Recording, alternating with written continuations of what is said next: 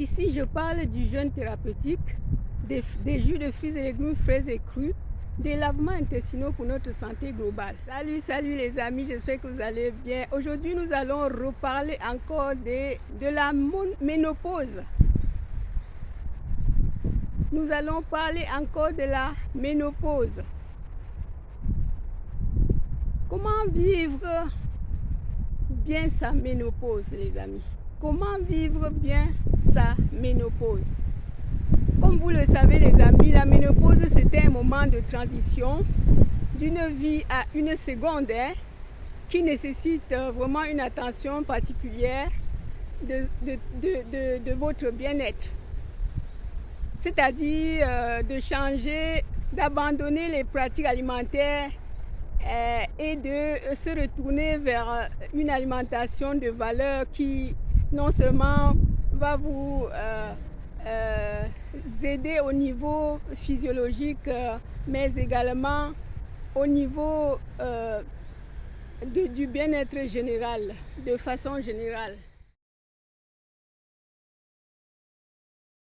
Mes chères dames, j'imagine ce que endurent certains d'entre vous, hein, parce qu'il y a certains d'entre vous qui sont dans une grande souffrance, fatigue inexplicable, troubles cardiovasculaires, troubles métabolisme, bouffées de chaleur, manque d'appétit ou augmentation, manque de sommeil,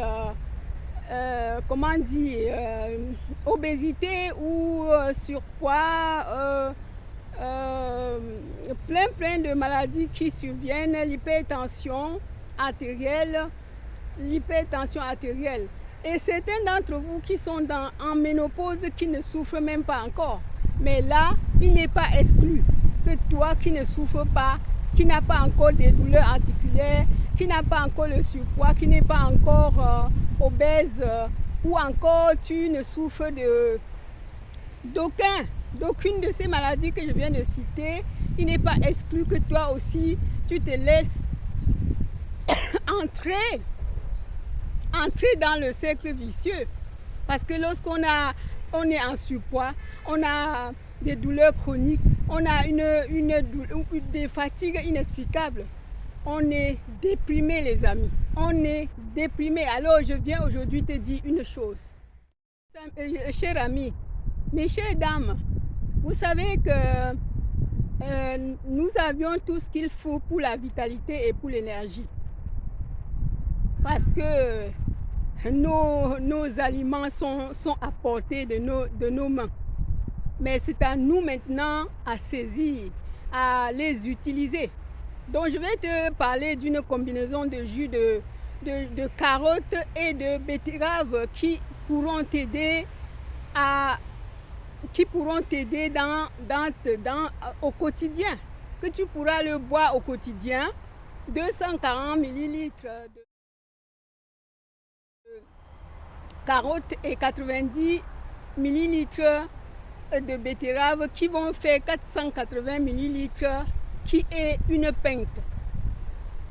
C'est-à-dire que lorsque tu veux faire ton jus, en premier lieu, il faut que les carottes soient une plus grande quantité que les betteraves pour pouvoir avoir les 480 ml au quotidien. Alors, je vais te dire une chose pour les carottes. Les carottes, les jus de carottes renferment des ressources, des éléments nutritifs, par exemple les vitamines qui te manquent pour que tu sois dans la fatigue inexpliquée, parce que la ménopause vole tout, hein, il vole tout. Donc c'est une source de vitamines A, B, C, D, G, K qui est bien assimilée par notre corps. Et je vais dire une chose, lorsque tu n'as pas encore pris les jus fais toi-même. Dans un début, dans ta fatigue inexplicable, je te conseille de prendre au quotidien d'abord les jus de carottes, 480 ml, une pinte. Une semaine après, tu peux encore maintenant commencer à combiner tes jus de carottes et betteraves, 240 et 90 ml. Pendant 3 semaines maintenant, tu vas augmenter progressivement les jus de betterave. Et peut-être tu pourras le prendre seul, de 180 à 240, parce que les jus de betterave, sa façon de nettoyer est un peu agressif. Ce qui dit, si tu prends au début plus d'un verre de vin, tu auras peut-être les vertiges et tu vas croire que tu as atteint une autre maladie. Donc il faut le commencer ainsi pour que le corps tolère le nettoyage. Et maintenant tu pourras prendre 180 ou 240 millilitres de betterave tous les jours. Qu'est-ce qu'il y a dans la betterave, cher ami? Dans la betterave est composée, sa grande vertu, il a assez de sodium. Il a assez de sodium et il a le fer. Il a le fer, pas très élevé, mais le moyen fer, le fer qu'il a fournit les éléments nécessaires pour les globules rouges. Donc, je vais te conseiller que si tu manques le sang, la tonification, c'est un jus vertueux pour la tonification du sang et la fabrication des globules rouges. Donc, vraiment, vous savez que la nature nous a tout donné. Oui, chers amis, les chères dames, ce n'est pas tout. Je vais te parler aussi du jeûne. Vous savez, le jeûne, c'est une pratique millénaire. Mais aujourd'hui, nous négligeons parce que nous ne connaissons pas, nous n'avions pas fait l'expérience. Il existe plusieurs méthodes de jeûne, le jeûne thérapeutique ou préventive, la pratique préventive ou thérapeutique, le jeûne sec et le jeûne hydrique. Moi, je vais te conseiller, même si tu n'as pas encore l'obésité, même si tu n'as pas encore le surpoids, même si tu n'as pas des douleurs articulaires, je vais te conseiller, pendant ta ménopause, il faut adopter de faire au moins une cure de jeûne pendant une semaine, une cure de jeûne par 3 mois, par trimestre, une cure de jeûne ou par 6 mois, ou encore, tu peux faire le jeûne intermittent. Mais je te conseille, parce que le jeûne hydrique, c'est le jeûne qui va aller nettoyer tout le corps. En une semaine, tu nettoies ton corps. Alors que le jeûne intermittent, c'est une diète, c'est une façon, c'est un régime qui est dans une douceur, en même temps nettoyant, en même temps guérisseur. Mais, pour un début pour toi, je te conseille de faire le jeûne hydrique pour nettoyer les dépôts de calcium inerte, pour nettoyer les matières mortes, les dépôts de déchets dans tes cartilages. Vous le savez les amis, pendant le jeûne, lorsque tu empêches le corps d'absorber la nourriture qu'il a l'habitude de prendre, le corps va aller puiser ces déchets-là, le corps va aller chercher les graisses dans ton ventre, dans le foie qui est les graisses viscérales, les grosseurs pondérales, les gros ventres. Il va aller puiser tout cela dans tes cartilages, dans tous les coins de ton corps afin de pouvoir se nourrir et recycler les meilleurs pour la régénération de tes cellules et du tissu de corps. Voilà pourquoi je te recommande de jeûner, cher ami. Mais c'est à toi de choisir. Tu peux choisir le jeûne intermittent en premier. Mais je te conseille ce qui est bien, ce que je fais. Voilà. Cher ami, ce n'est pas tout.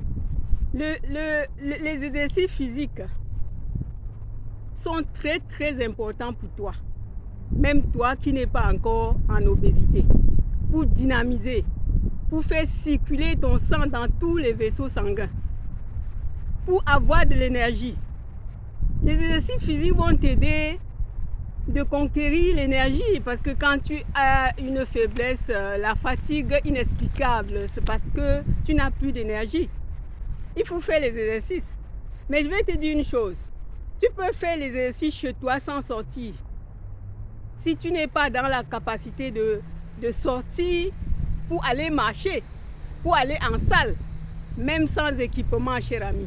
Dans ton salon, tu peux faire la marche dans ton salon, sur place, aller de l'autre bout et revenir. Pendant quelques temps, es-tu acquis l'énergie pour aller marcher à l'extérieur. Tu n'es pas obligé d'aller en salle pour faire les exercices si tu n'es pas dans la capacité. Mais toi qui es capable de marcher, je t'invite de marcher au moins 1 heure si tu veux marcher. 2 fois par semaine ou toi-même si tu as du temps. C'est vraiment très génial pour dynamiser ton corps, pour faire circuler ton sang, pour conquérir de l'énergie. Donc l'exercice physique n'est pas exclu. C'est exclu à la personne qui est dans l'incapacité de le faire. J'insiste que les exercices physiques vont même t'aider dans tes problèmes de poids. Pourquoi pas? Dans tes problèmes de poids, dans tes problèmes d'essoufflement, dans tes problèmes cardiovasculaires. Donc, franchement, chers amis, mes chères dames, prenez-vous en main, il est bon temps. Tu ne seras pas dans la vieillesse avec une mine tellement si médiocre. Quand tu te prends en main si tôt, tu vieillis dans la galanterie, cher ami.